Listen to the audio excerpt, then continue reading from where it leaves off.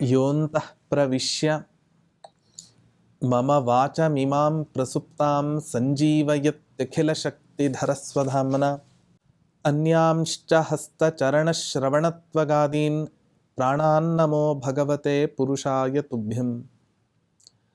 ಪೂಜ್ಯಾಯ ರಾಘವೇಂದ್ರಾಯ ಸತ್ಯಧರ್ಮರತಾಯ ಚ ಭಜತಾಂ ಕಲ್ಪವೃಕ್ಷಾಯ ನಮತಾಂ ಕಾಮಧೇನವೇ. ದುರ್ವಾದಿಧ್ವಾಂತರವಯೇ ವೈಷ್ಣವೇಂದೀವರೇಂದವೇ ಶ್ರೀರಾಘವೇಂದ್ರ ಗುರವೇ ನಮೋ ಅತ್ಯಂತ ದಯಾಲವೇ. ರಾಯರ ಸಹಸ್ರನಾಮ ಚಿಂತನೆಗಳಲ್ಲಿ ಇವತ್ತಿನ ದಿನ ಓಂ ಪ್ರಚಂಡಾಯ ನಮಃ ಅಂತ ಕೃಷ್ಣಾವಧೂತರು ಸ್ತೋತ್ರವನ್ನು ಮಾಡ್ತಾ ಇದ್ದಾರೆ.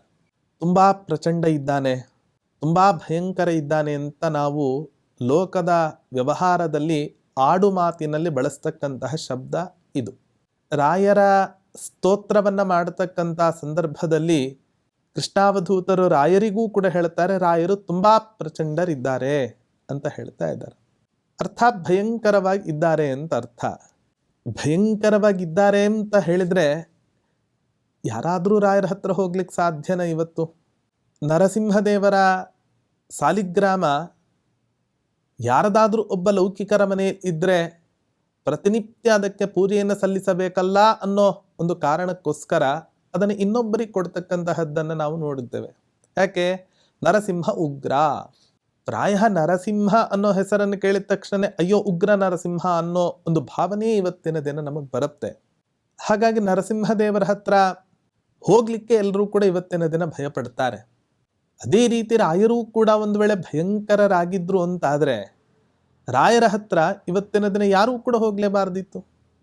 ನರಸಿಂಹದೇವರು ಭಯಂಕರ ಅಂದ ಮಾತ್ರಕ್ಕೆ ಹೋಗೋದಿಲ್ಲ ಅಂತ ಅಲ್ಲ, ಅತ್ಯಂತ ಪ್ರಸನ್ನವರದ ರೂಪವೂ ಕೂಡ ಆ ನರಸಿಂಹನಲ್ಲಿ ಚಿಂತನೆಯನ್ನು ಮಾಡಿದಾಗ ವರವನ್ನು ಕೊಟ್ಟಿದ್ದು ನಾವು ನೋಡ್ತೇವೆ.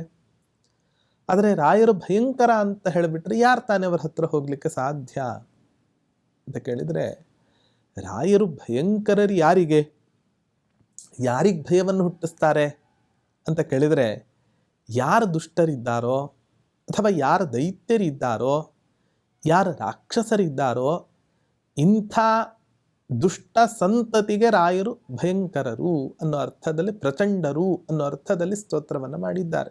ಅವರ ಜೀವನದಲ್ಲಿ ನಾವು ಕಥೆಯನ್ನು ಕೇಳ್ತೇವೆ.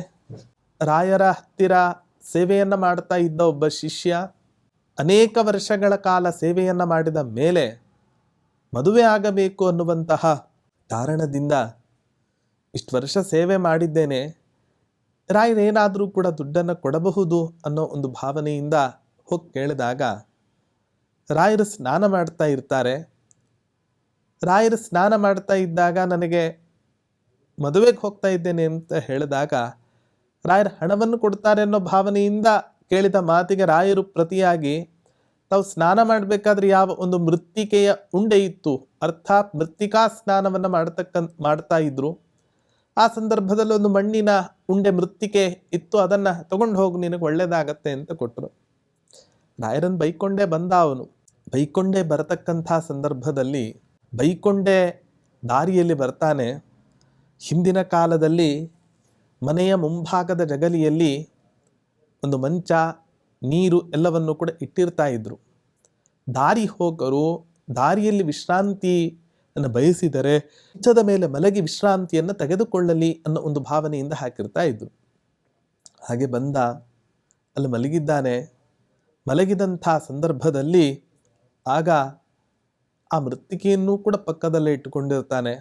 ಯಾರ ಮನೆ ಅಂತ ಗೊತ್ತಿಲ್ಲ. ಆ ಸಂದರ್ಭದಲ್ಲಿ ರಾತ್ರಿ, ಮಧ್ಯರಾತ್ರಿ ಕಾಲ ಬ್ರಹ್ಮರಾಕ್ಷಸ ಬರ್ತಾನೆ. ಸುಮಾರು ಒಂದು 8-9 ಮಕ್ಕಳನ್ನು ಬಲಿ ಪಡೆದುಕೊಂಡಿದ್ದಾನೆ, ಆ ಮನೆಯ ದಂಪತಿಗಳ ಮಕ್ಕಳನ್ನು. ಆದರೆ ಇವತ್ತಿನ ರಾತ್ರಿ ಮಾತ್ರ ಹೋಗ್ಲಿಕ್ಕೆ ಆಗ್ತಾ ಇಲ್ಲ. ಕಾರಣ ಏನು? ಹತ್ರ ಬರ್ಲಿಕ್ಕೆ ಬಿಡ್ತಾ ಇಲ್ಲ. ಏನು ಅಂತ ಆಶ್ಚರ್ಯದಿಂದ ನೋಡಿದಾಗ ಅವನನ್ನು ಎಬ್ಬಿಸ್ತಾನೆ. ಏನದು ನಿನ್ನ ಕೈಯಲ್ಲಿ ಇರೋದು ಅಂತ ಎಲ್ಲವನ್ನ ಕೇಳ್ತಾನೆ. ನನಗೆ ಹೋಗ್ಲಿಕ್ಕೆ ಬಿಡ್ತಾ ಇಲ್ಲ, ಹಾಗೆ ಹೀಗೆಲ್ಲ ಘಟನೆ ನಡೆದು ಹೋದ ಮೇಲೆ ಈ ಕಥೆ ಅತ್ಯಂತ ಪ್ರಸಿದ್ಧವಾದ ಕಥೆ. ಕೊನೆಗೆ ಮರುದಿನ ಆ ದಂಪತಿಗಳಿಗೊಂದು ಅತ್ಯಂತ ಸುಂದರವಾದ ಒಂದು ಮಗು ಹುಟ್ಟಿರುತ್ತೆ. ಇಷ್ಟು ಮಕ್ಕಳು ಕಳೆದುಕೊಂಡ್ರೂ ಕೂಡ ಈ ಒಂದು ಮಗು ಉಳಿಲಿಕ್ಕೇನು ಕಾರಣ ಅಂತ ವಿಚಾರ ಮಾಡದೆ ಇವರೇ ಕಾರಣ, ರಾಯರ ಮೃತ್ತಿಕೆಯೇ ಕಾರಣ ಅಂತ.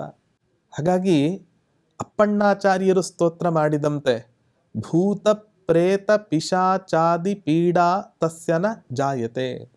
ಯಾರು ರಾಯರ ಸ್ತೋತ್ರವನ್ನು ಮಾಡ್ತಾರೋ ಆ ವ್ಯಕ್ತಿಗೆ ಜೀವನದಲ್ಲಿ ಭೂತಗಳ ಬಾಧೆ, ಪ್ರೇತಗಳ ಬಾಧೆ, ಈ ಯಾವ ಪೀಡೆಗಳೂ ಕೂಡ ಅವರ ಜೀವನದಲ್ಲಿ ಉಂಟಾಗೋದಿಲ್ಲ.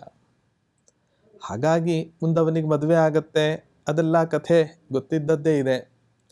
ಹಾಗಾಗಿ ರಾಯರು ಯಾರಿಗೆ ಭಯವನ್ನು ಹುಟ್ಟಿಸ್ತಾರೆ ಅಥವಾ ರಾಯರು ಯಾರಿಗೆ ಭಯಂಕರರಾಗಿರ್ತಾರೆ ಅಂತ ಹೇಳಿದರೆ ಇಂಥ ರಾಕ್ಷಸ ಸಂತತಿಗೆ ರಾಘವೇಂದ್ರ ತೀರ್ಥರು ಭಯವನ್ನು ಹುಟ್ಟಿಸ್ತಕ್ಕಂಥ ಆಗಿರ್ತಾರೆ ಅನ್ನೋದನ್ನು ನಾವು ಭಾವಿಸಬೇಕು.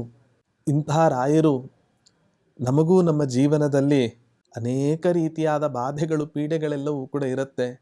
ಈ ಎಲ್ಲ ಪೀಡೆಗಳನ್ನು ಕೂಡ ರಾಯರು ದೂರ ಮಾಡಿ ನಮಗೆ ಅನುಗ್ರಹವನ್ನು ಮಾಡಲಿ ಅನ್ನುವಂತಹ ಪ್ರಾರ್ಥನೆ ಈ ನಾಮದಲ್ಲಿ ಇದೆ.